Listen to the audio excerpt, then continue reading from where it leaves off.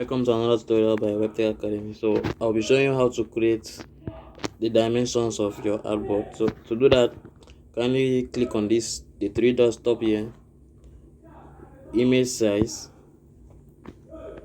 Make sure this is set to custom, and we set this. You can set the width and height of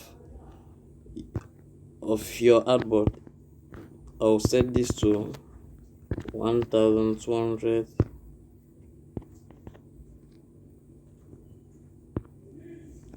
And the height at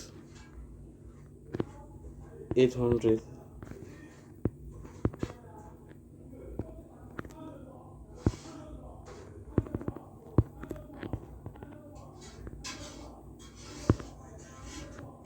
Go ahead and click OK, and that's how we create the dimensions of our artboard.